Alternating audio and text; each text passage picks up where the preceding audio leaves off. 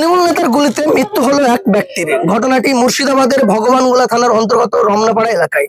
মূলত জানা যায় রাস্তা নিয়ে বিবাদ, তাদের চলাচলের রাস্তার বেহাল অবস্থা, আর সেই কারণেই প্রতিবাদ করেছিল সেই ব্যক্তি, আর সেই কারণে তাকে আজ গুলিবিদ্ধ হয়ে মৃত্যু হতে হলো। থেকে এমনই দাবি পরিবারের, সেই কারণে কিন্তু আজ তাকে গুলিবিদ্ধ হয়ে মৃত্যু হতে হলো। জানা 3 রাউন্ড গুলি হয়েছিল ফার্স্ট সকালেই, ব্রাশ করতে বেরিয়েছিল সে ব্যক্তি, তারপরে তাকে গুলি করে তৃণমূল নেতা গোলাপ শেখ। ঠিক এমনই পরিবার সূত্রে দাবি।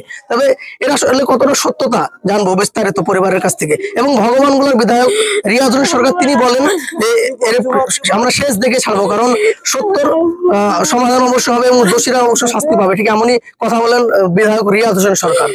আমার আব্বা শুয়েছিল চুকি থেকে উঠে, ঘুম থেকে উঠে আমার আব্বা বিরাজ লিয়া বাড়াইছে, বিরাজ বসছিল, দুজন এসে চাপা ধরে একজনা গুলি করেছে, 3টা পরস্পর। আমার আব্বা লুটে গেছে, গোলাম শেখ। সে কি তৃণমূল নেতা? হ্যাঁ। কি চাইছেন? আমার আব্বা সুস্থ বিচার চাই, আমার আব্বাকে যে খুন করেছে আমি তার ফাঁসি চাই। আপনাদের এলাকার বিধায়ক রিয়াজ হোসেন সরকার তিনি বললো যে, আমরা গেছিলাম, তিনি বললো যে পুরো বিষয়টি আমরা তদন্ত শুরু করেছি এবং পাশাপাশি দোষীর অবশ্য শাস্তি হবে। সে বিষয়ে কি বলবেন? আমার আব্বা যে গুলি করেছে তার শাস্তি চাই, তার ফাঁসি চাই। ঝামেলাটা হয়েছিল কোনো কারণে ঝামেলা নাই।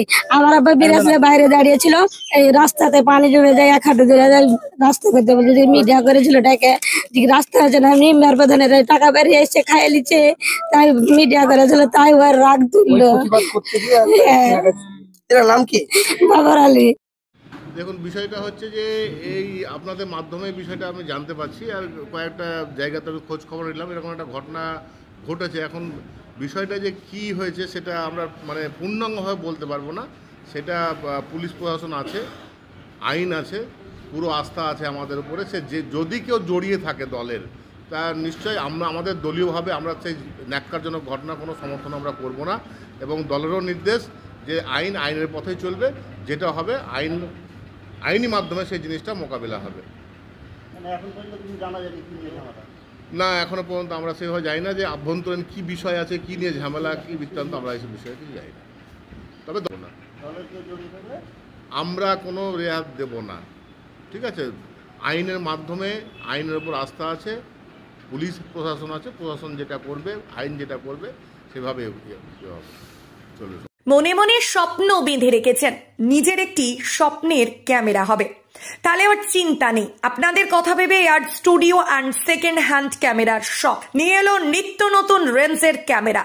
ছোট থেকে বড় সব ধরনের সেকেন্ড হ্যান্ড ক্যামেরা পাওয়া যায় এখানে। তাহলে আর কি ভাবছেন, এখনই আসুন AR studio and second hand camera শপে, আর আপনার স্বপ্নকে বাস্তবে গড়ে তুলুন। ঠিকানা গোয়া সরকারপাড়া, ইসলামপুর, মুর্শিদাবাদ। যোগাযোগ করুন 960981677779 এই নাম্বারে।